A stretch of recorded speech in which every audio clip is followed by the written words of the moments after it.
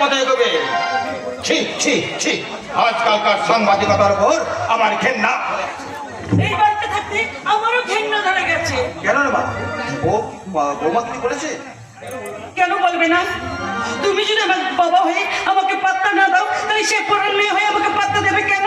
পাত্তা দিই না? তাহলে তোর এত মহা ধুমধাম করে তোর বিয়ের আয়োজন বা করছি কেন? সেটা তো লোক দেখাবার জন্য। মন থেকে তুমি একবার আমাকে মেয়ে বলে ভালোবাসতে পারলে না।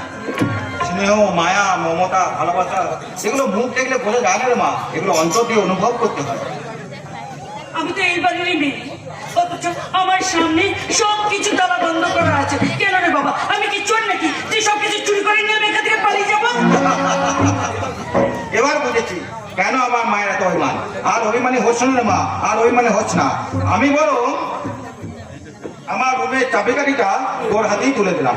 আজ থেকে আমার সুখ দুঃখের দায়িত্ব এবং আমার রুমের দায়িত্ব সব তোর। কেমন? আসি মা।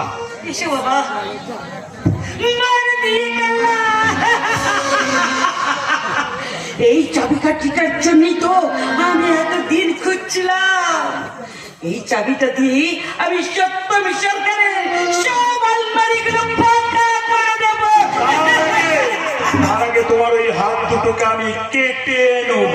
বন্ধু, বন্ধু হয়ে বন্ধুকে ভাবতে তোমার লজ্জা করছে। যে লোকটা সন্তান স্নেহী, তোমাকে তার সমস্ত ভালো মন্দের দায়িত্ব তোমার হাতে তুলে দিল, আর সেই লোকটাকে তুমি পিছন থেকে ছুরি মারছো। তোমার লজ্জা করলো না? তোমার কি বিবেক, মনুষ্যত্ব বলে কিচ্ছু নেই? বিবেক? বিবেক থাকলে কি আমি মিথ্যে পরিচয় দিয়ে তোমার জায়গাটা দখল করতে পারতাম বন্ধু? কি সারা জীবন পাপ করতে করতে এই জীবনটার প্রতি আমার ঘেন্না ধরে গেছে বন্ধু। তাই বলছি, তুমি আমাকে সাংবাদিক বাবুর কাছে নিয়ে চলো বন্ধু। আমি তার পা দুটো জড়িয়ে ধরে বলবো, বাবু, বাবু গো, আমি তোমার নিজের মেয়ে নয় বাবু, এই বন্ধুই হচ্ছে তোমার আসল সন্তান। না ভাইজি না, এখন আপনার সম্ভব নয়। ওই শয়তান কাল পুলিশ জানতে পারলে তোমাকে কেটে টুকরো টুকরো করে দেবে। যার জীবনটাই টুকরো টুকরো হয়ে অনিশ্চিতের সুতোতে ঝুলছে, তার হাজার টুকরো হবার ভয় নেই বন্ধু। তুমি কি বলছো ভেকি? তুমি কি বলছো? তোমার আসল বাবা মা আত্মীয় স্বজন কেউ নেই বন্ধু, কেউ নেই। শুনেছি আমার পালিত বাবা নাকি আমাকে এক গাজনের মেলা থেকে কুড়িয়ে নিয়ে এসে মানুষ করেছে। হ্যাঁ হ্যাঁ বাবু, আমার বাপটা ভালো হলো, তার স্ত্রীটা ছিল মহাদজ্জাল। সে আমাকে দিন রাত অসুরের মতো খাটাতো, আটটা করে খাবার দিত। আমি সবকিছু মেনে নিয়ে কোনোরকম আমার জীবন কাটাতে শুরু করেছিলাম, কিন্তু একদিন এলো সেই ভয়ঙ্কর রাত। হ্যাঁ, সেই ভয়ঙ্কর রাত। তখন আমার বয়স 15 থেকে 16। আমার বান্ধবীদের সাথে পাড়ার সঙ্গে আমি গিয়েছিলাম পাশের গ্রামের একটা কালী মেলাতে যাত্রা দেখে যখন ফিরছিলাম, তখন আর বয়সী বাবার বয়সী কয়েকজন লোকজন আমাকে জোর করে তুলে নিয়ে গেল জঙ্গলে নিয়ে গিয়েছে। তাদের সাথে যে আমি কতক্ষণ লড়াই করতে পেরেছি তা আমি জানি না। এক সময় আমি জ্ঞান হারিয়ে ফেললাম, আর সকালবেলা যখন জ্ঞান ফিরল, তখন এই বিধ্বস্ত শরীরটাকে নিয়ে আমি বাড়ি ফিরে গেলাম। বাড়ি ফিরে গিয়ে জানতে পারলাম আমি নাকি আমার নবীনকে নাকি কলঙ্কের দোষ লেগেছে। তাই তো ওইখানে আর আমার থাকা চলবে না। তাই আমার পালিত বাবা আমার চুলের মুঠি ধরে কাঁদতে কাঁদতে নিয়ে গিয়ে রাস্তায় ফেলে দিল। আর আমার বাবার সমস্ত দায়িত্ব ছেড়ে ফেললো বন্ধু, ছেড়ে ফেললো। বন্ধু, তুমি এত কষ্ট বুকে বয়ে বেড়াচ্ছ, অথচ আমি তোমাকে। আমার কথা বাদ দাও বন্ধু, কিন্তু তুমি তো লেখাপড়া জানা শিক্ষিত ছেলে, তাহলে তুমি তো একটা চাকরি করতে পারতে। তাহলে কেন তুমি নকল ড্রাইভার সেজে এই বাড়িতে আছো? জন্মটাই যার কলঙ্কের অন্ধকারে ঢাকা, সে কখনো এই সমাজে ভালো হতে পারে না বন্ধু। বন্ধু, তাছাড়া আমিও তোমার মতো একটা চক্রান্তের শিকার। জন্মের কলঙ্ক ঢাকতে গিয়ে আমি নিজেই কলঙ্কের জালে জড়িয়ে পড়েছি। বন্ধু, এই সব কিছুর জন্য দায়ী হচ্ছে ওই শয়তান কালপুরুষ। শয়তানটা আমাকে প্রতারণার ফাঁদে ফেলে আমাকে ফাঁসিয়ে আমার ইচ্ছার বিরুদ্ধে এখানে পাঠিয়েছে ওই অর্জুন সরকারকে খুন করতে। সে কি?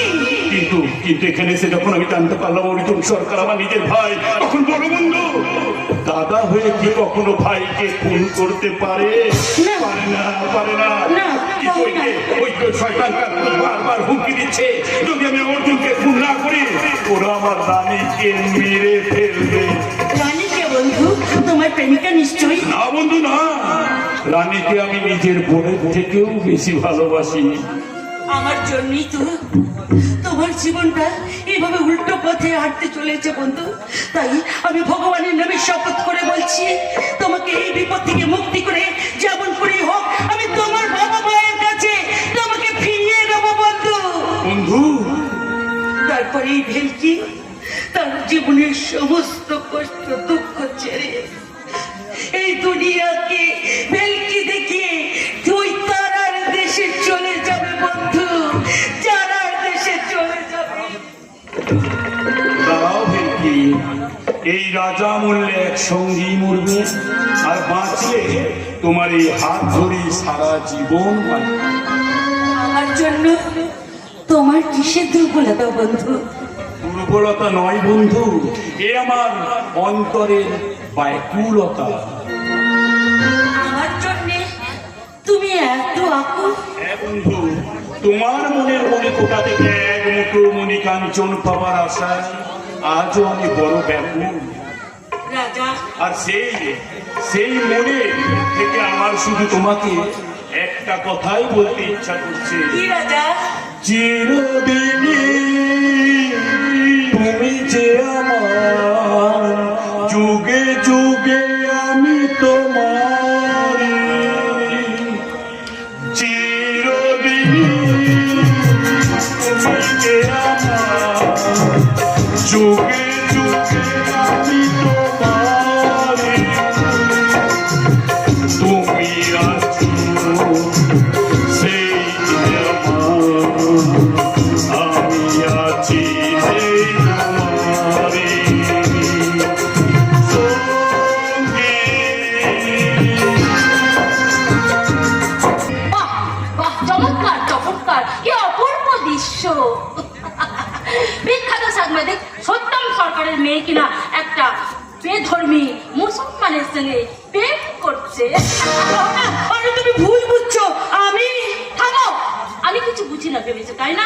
এতক্ষণ ধরে দুজন দুজনার হাত ধরে চেপে ধরে প্রেম করে করছিলে, যেই ধরা পড়ে গেছে বলছো কিনা? ব্যাস ব্যাস বৌঠান ব্যাস, আপনি শিক্ষিত ভদ্র ঘরের একজন বৌমা, আপনার মুখে এরকম নোংরা কথা একদম মানায় না। সামান্য একটা ড্রাইভার, তার মুখে কিনা এত বড় বড় কথা। আজ অর্জুন পাল্টে আসো, লাথি মেরে দুদিন আমি তোমাকে টানিয়েছি, আমি এক বাপের বেশি নয়। অন্যকে লাথি মারার আগে নিজের পায়ে জমিটা শক্ত করো বৌমা, নড়ে দেখবে অন্যকে লাথি মারার আগে নিজেই পা পিছলে পড়ে গেছো। খুব তো জ্ঞানে লেকচার দিচ্ছ। এদিকে ঘরের ভেতরে আপনার ওই মেয়ে এই মুসলমান ড্রাইভারটার সঙ্গে কি বেআল্লাহ ইচ্ছা কোনা কেলেঙ্কারি করতেন, সেই খবর কি আপনি রেখেছেন? এই এই শয়তানি, আর একটা বাজে কথা বললে আমি তো এনে তোর জিভটাই ছিঁড়ে নেবো। বাবা রে, ভেতরে যা। যাচ্ছি, আর একটা কথা তোকে আমি বলে রেখে যাচ্ছি, মিথ্যে কথা বলে আমার বাবার যদি কান ভাঙাতে চাস তাহলে তোকে কিন্তু আমি ছেড়ে দেবো না, কথাটা মনে রাখবি। চালাও রাজা, তোমার সাথে আমার কিছু কথা আছে। কিছু বলবেন বাবু? তুমি যে আমার মেয়ের হাত ধরেছিলে, হ্যাঁ, না মানে আমার চোখ রেখে তো বলো মেয়ের হাত ধরেছিলে কিনা। গায়ের পরিবেশটা নষ্ট করে তুলেছে। আই সারা দেখাচ্ছি মজা। এই সারা মনোহর, ওই সারা আর আওয়াজ শুনেই বুঝে নিয়েছি কোনো এক জানোয়ার দরজায় এসে দাঁড়িয়েছে। বললে আমি জানোয়ার? হ্যাঁ, তুই জানোয়ার। বল, কেন ডাকছিলি? তোমার নামে গায়ে বিশাল বসেছে, তার গায়ের মোড়ল মশাই আমাকে ডাকতে পাঠিয়েছে। ওদের মোড়লকে গিয়ে বলে দে, আমি যদি কোনো অন্যায় করে থাকি তাহলে সে যেন থানায় গিয়ে নালিশ জানায়। ওসব থানা পুলিশ আমরা মানি না, আমাদের বিচার আমরা নিজেরাই করে। বুলেট, সারা এই পরিবেশে এই গায়ের পরিবেশটাকে একদম নষ্ট করে দিচ্ছ। আর পরিবেশটা হলো আমাদের গায়ে কয়েকটা ছেলে মেয়ে তোমার জন্য বেপরে যেতে বসেছে। গায়ের ছেলে বলছি কেন, তোমার এই রাজারানী সারা বিয়ে করে কোথায় পালিয়ে গেল? এই এই সোরে বাচ্চা, বেশি কথা বললে জীব আমি তো টেনে ছিঁড়ে দেবো। কি বললে? আমি সোরে বাচ্চা? তবে দেখ সারা আমি সোরে বাচ্চার খেল। ওর কাকাকে একটা লাঠি আঘাত করলে তোর লাশটা কিন্তু এখানে পড়ে যাবে। চলো। সারা এই সারা আমাদের গায়ে বদনাম করছে, আর তাও তুই কথা বলতে এসছিস। ওরা গায়ে বদনাম করেছিস তুই। এই সব সরল মানুষগুলোর নামে মিথ্যা কথা বলে গ্রামের মানুষের কাছে এদেরকে ছোট করেছিস। লজ্জা করে না তোর? সারা দালাল কথাকার, এদিকে শাস্তি করো রে, ওকে সারাকে শাস্তি করো। খুশি আসতে এখানে তোর ববলীলা সাঙ্গ করে দেবো। না চন্দ্র না, আমার জন্য তুই নিজে খুনের কলঙ্ক হয়ে বেড়াবি কেন? তাতে যদি তোর জেদ হয়ে যায় তাহলে সারাটা জীবন যে আমি তোর কাছে অপরাধী হয়ে থাকবো।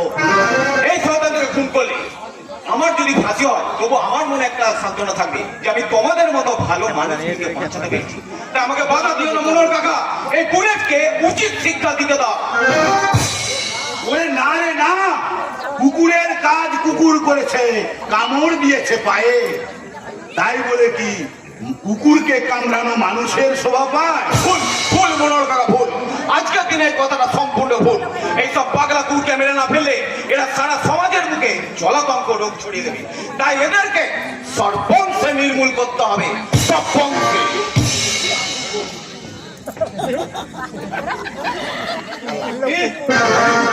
তবে সারা কুকুরের কামড় খাওয়া সারা।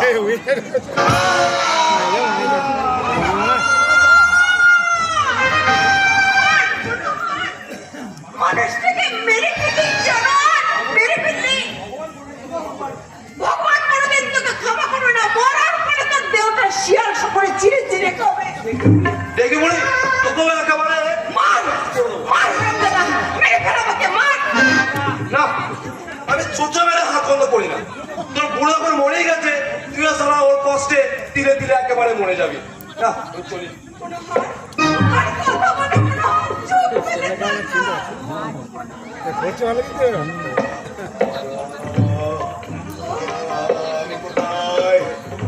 আমি কোথায়? না না না না, আমি বেঁচে নেই, আমি বেঁচে নেই। আমি একটা জীবন্ত শবদেহ।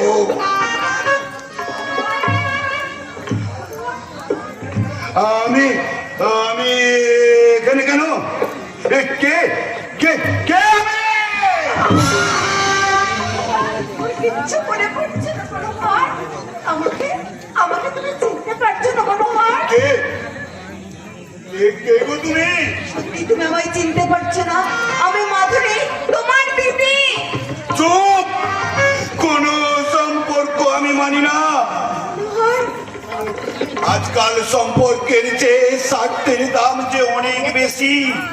সেই স্বার্থের মোহে আমাদের ভাই বোনের পবিত্র সম্পর্কটাকে তোরা কলঙ্কের কালি ছেটায়। তাই সমস্ত সম্পর্ক আমার কাছে চিহ্ন চিহ্ন চিহ্ন। আমি আমি শুধু এই দুনিয়াতে একা। না, না মনোহর, না, তুমি একা নও। এতদিন ভাই হয়ে তুমি আমার পাশে ছিলে। আজ দিদি হয়ে আমি তোমাকে সারাটা জীবন আগলে রাখবো মনোহর। কিন্তু এই বিষাক্ত সমাজে তুমি ব্যঙ্গ বিদ্রুপের হাত থেকে কেমন করে আমায় আগলে রাখবে? মনোহর, ওরা যে মা ছেলের পবিত্র সম্পর্কটাতেও কালি চেটায়, আর ভাই বোনের সম্পর্কটাকে ওরা তো বেশি করে কালি চেটাবে গো। মনোহর, কিন্তু কিন্তু আমি শুনতে পাচ্ছি কি? ওই ছন্ন ছাড়া সমাজে এক পদধ্বনি মনোহর, সর্বনাশের করাল গ্রাসে ধ্বংস হয়ে যাবে ওই পাপীদের সাম্রাজ্য। আর আর সেই চাই আমি সারা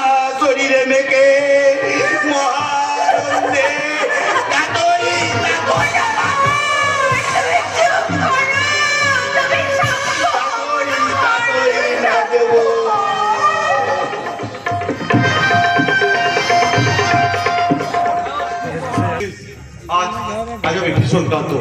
মোহনা, আজ আমি ভীষণ ভীষণ ক্লান্ত। তুমি আমাকে একটু একা থাকতে দাও। আজকালের দিনে তুমি বড্ড বেরোসিক হয়ে যাচ্ছে। তোমার মন থেকে প্রেমটা কিছু হারিয়ে গেছে রেখে বলতো। আমি আজ নিজেই হারিয়ে গেছি মোহনা। প্রেম তো দূরের কথা, বেঁচে